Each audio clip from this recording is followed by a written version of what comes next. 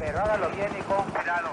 Mientras algunos se disponen a descansar, otros están aprovechando la oportunidad de divertirse, de aprovechar este ambiente en el que la silueta de la ciudad se ve delineada por las luces de los vehículos.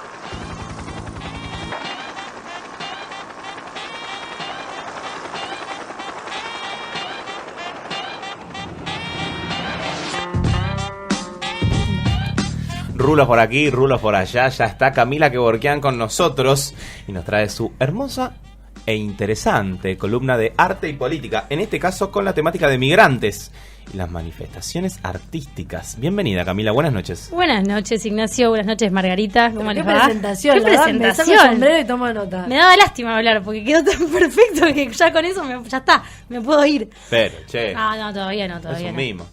Un mimo al alma. Bueno, Lo que se hoy, merece.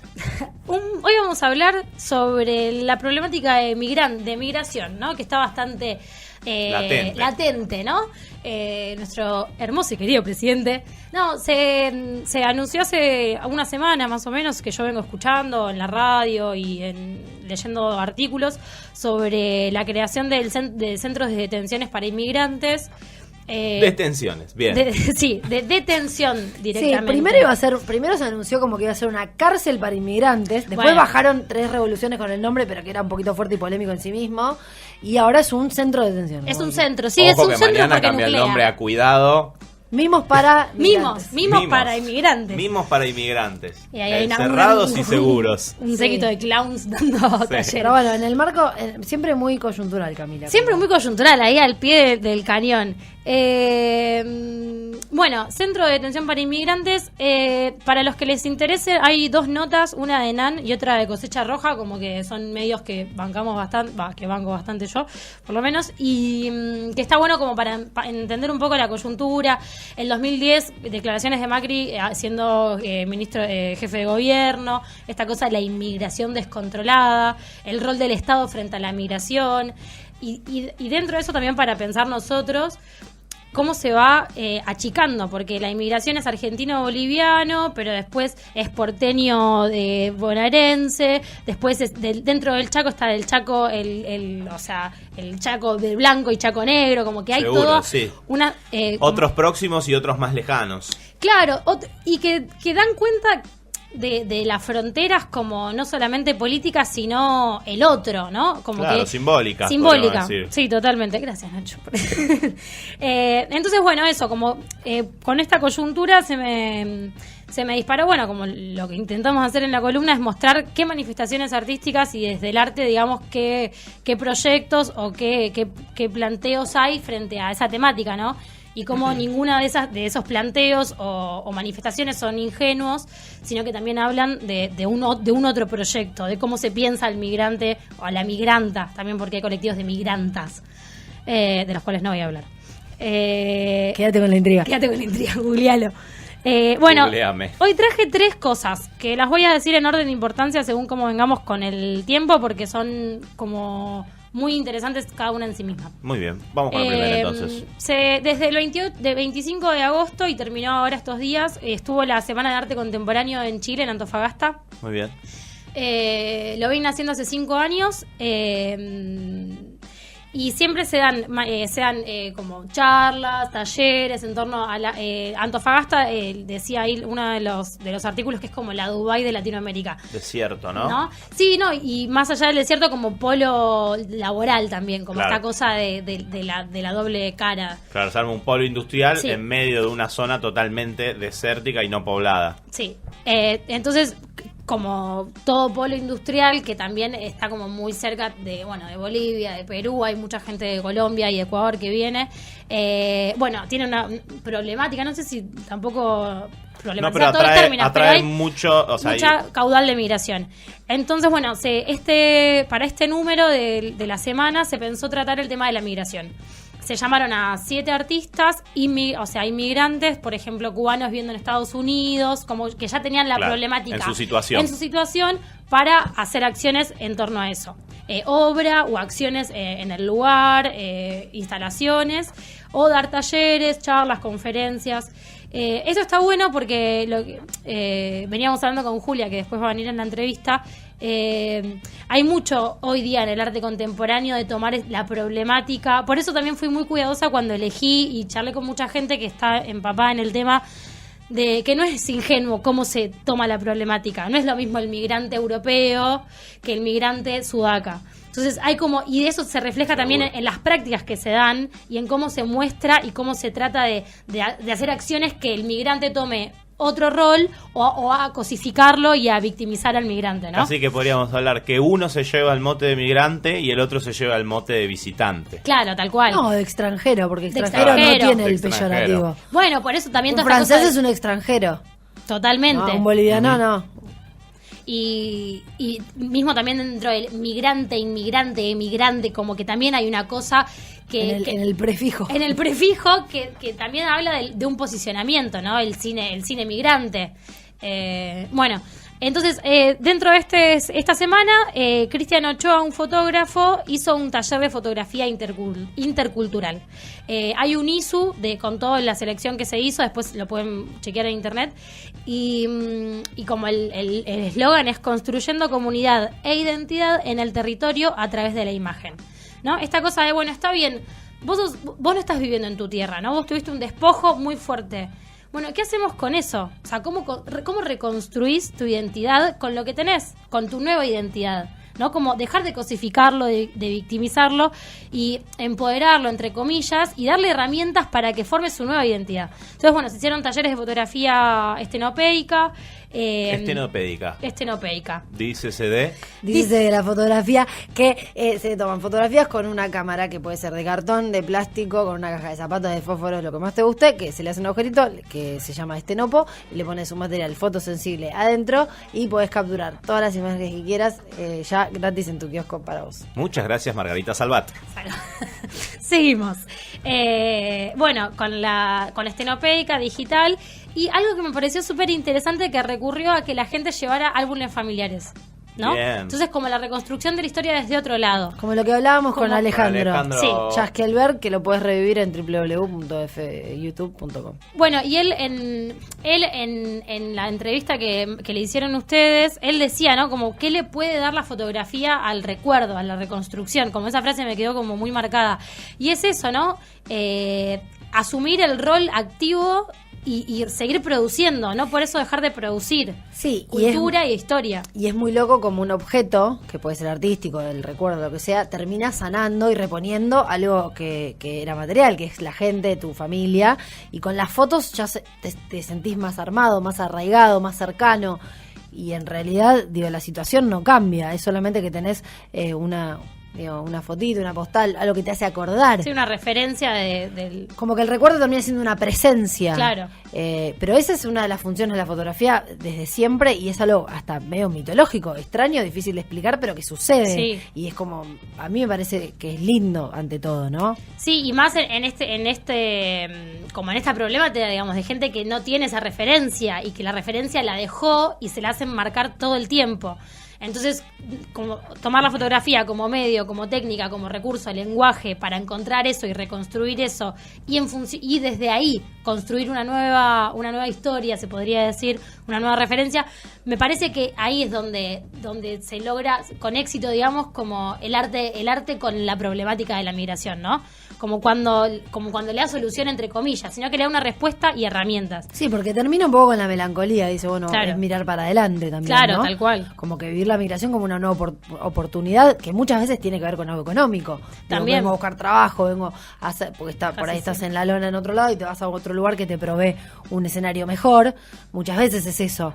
Entonces, abandonar un poco el lamento. El lamento boliviano. A los enanitos verdes no les hago propaganda, pero digo, un poco esta cosa de la añoranza y decir, bueno, ¿qué puedo encontrar acá? ¿Qué puedo encontrar? Bueno, ahí van cambiando los roles. Ahí me hace el pie para hablar de la otra manifestación. Es una editorial Retazos se llama. Son gente de Bolivia que se empezó a juntar en el 2010 en Villa Olimpo. Y bueno, se empezaron a juntar como contención, hicieron una editorial y un colectivo Simbiosis, y empezaron a editar libros las tapas las cosían con los retazos de las fábricas textiles En las que trabajaban. y los estampaban con serigrafía, lo cosen y lo que se publica, traje 3 títulos, uno que se llama Se cocina Bolivia en Buenos Aires, que habla de recetas de Bolivia, de dónde encontrar, porque ahora es muy común, no sé, vas a Liniers y en el mercado encontrás todo, pero en ese momento... ya mismo también cuando pedías algo típico del lugar te ninguneaban, te decían ¿qué querés? Como no existe acá, ¿no? Es claro. como la violencia también, la migración gastronómica, la cultura en todo su, o sea, la cocina como, y más en eso, en los pueblos que todavía tienen eso como trinchera, ¿no? La cultura de la cocina, que es re rico en todos sus aspectos. Como no, eso es inevitable igual en cualquier movimiento que uno haga dentro del globo terráqueo, ¿no? O sea, vas a ir a un lugar también... y te vas a encontrar con esa situación que te va a llevar hasta el estrés, quizás. O sea, a uno le pasa cuando va a Bolivia también, ¿no? Esta cuestión de la distancia que hay entre la alimentación entre un pueblo y otro. Bueno, o sea, y abismal. Decís eso y o sea, es muy, pasa en todos lados, pero también pasa, se me viene a la cabeza México y Estados Unidos con el Tratado de Libre Comercio, ¿no? Esta cosa de cómo la gente ya, en México hay un montón de lugares donde ya no cocinan y empezaron a consumir toda la comida rápida, y como eso no es como una mera, como es más rápido, ¿no? Sino que tiene también todo un trasfondo de aculturación, si se quiere, no sé cuál es la palabra académica correcta, pero que le están sacando todo las raíces. Otro de las ediciones fue Sobrevivencias paseñas de La Paz, sobre relatos de ahí. Hay otro que se llama Una reflexión sobre prácticas y discursos colonizadores, también. Y hay otro que se llama No olvidamos, no me acuerdo cómo se llama, pero es sobre el incendio de los talleres textiles de Luis Viale. Pero bueno, también eso, como otra trinchera, como para como para darle herramientas a la gente. Muy testimonial en este caso. Muy testimonial, sí, totalmente. Como que desde el objeto de los libros, que está trabajado con los retazos de su laburo, hasta bueno la historia que está dentro, ¿no? Sí. Sonido. Y eso también, ¿no? Esta cosa del retazo, de lo marginal, de lo que sobra, de ¿no? lo que sobra y vuelve y se resignifica. Pero ¿no? quien como tuvo chance alguna vez de estar en algún taller, el piso del taller es todo de retazos, digo, o sea, es como si uno estuviera pisando sobre las mismas obras. Sí, hay muchos murales en Flores también hechos con los retazos de las fábricas en las paredes de las fábricas. El retazo es como elemento simbólico es muy interesante como de abordar, y más con la temática esta.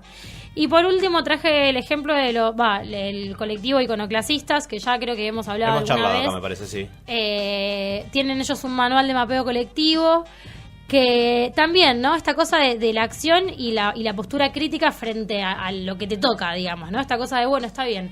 Estamos en como por una parte ellos hacen mapas colectivos, ¿no? Ponen en duda, como en jaque, digamos, esta cosa de que el mapa es lo que se ve y es lo que está y es estático, y se encontraban como con un montón de espacios que no hay nada, como que no está dividido, y no refleja la situación, las tensiones políticas, sociales, culturales, digamos, ¿no? Como que tiende a achatarlo.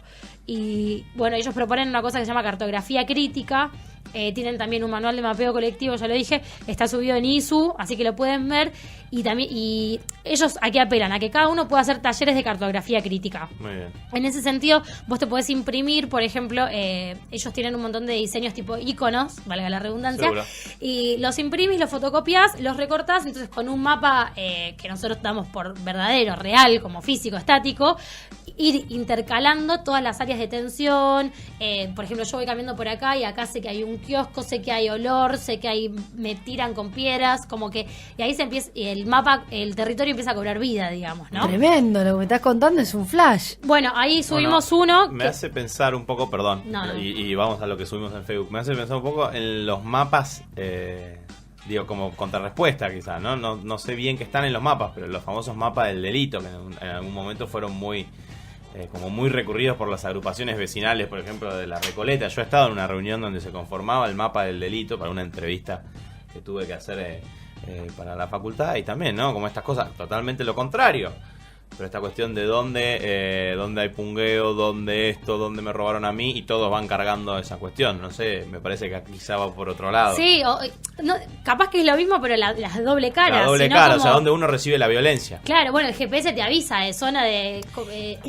Eso es tremendo. Sí. Estaban hablando igual de lo mismo, son usos Claro. que se le dan a un mapa se le carga de significado, en el sentido de, puede ser peyorativo, o sea, en el sentido de para otro, para un Claro. otro. Digo, acá te van a afanar, esta cuadra es pero está muy bueno lo que me estás contando, de cómo se usa una referencia, un esquema, está bueno eso. Y aparte, cómo se usa, cómo se resignifica y cómo también ahí la persona se hace propio del espacio. Seguro. Como que también primero, porque físicamente se junta con vecinos a pensar el territorio, primero.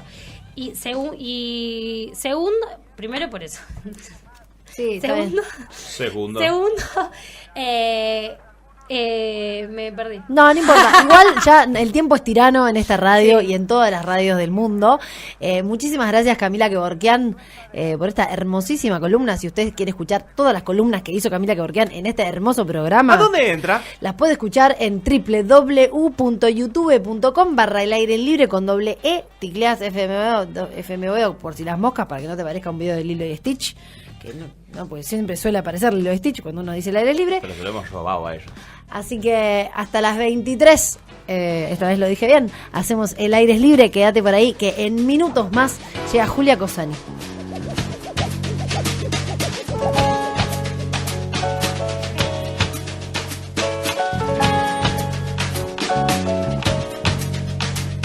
Ellos siguen caminando como si fueran ejércitos de ciegos.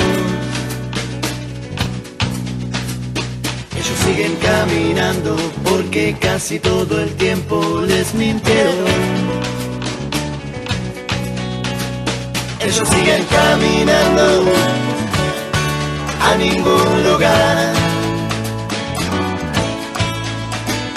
Ellos siguen caminando, ya van a llegar. Como te volvió la vida, el dolor y la mentira, herida que hace gritar, herida que hace crees que te confunda cuando este barco se hunda. Tienes que saber nadar, tienes que saber nadar. Te volvió la vida, el dolor y la mentira, herida que hace gritar, herida que hace. No dejes que te confundan cuando este barco se hunda. Tienes que saber nadar.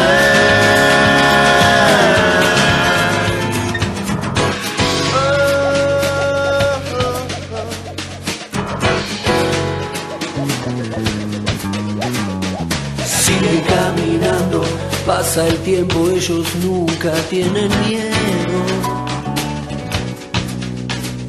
Ellos siguen caminando, revolviendo la basura y los recuerdos. Ellos siguen caminando a ningún lugar. Ellos siguen caminando, ya van a llegar. Como te mordió la vida, el dolor y la mentira, herida que hace gritar. No dejes que te confundan cuando este barco se hunda. Tienes que saber nadar. Como te mordió la vida, el dolor y la mentira, herida que hace gritar. No dejes que te confundan cuando este barco se hunda. Tienes que saber nadar.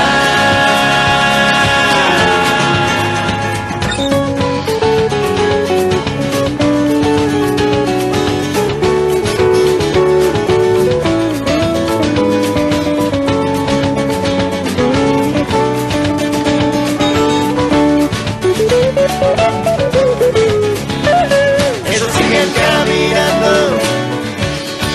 a ningún lugar. Ellos siguen caminando, ya van a llegar. Como te mordió la vida, el dolor y la mentira, herida que hace gritar. No dejes que te confundan cuando este barco se hunda. Tienes que saber nada.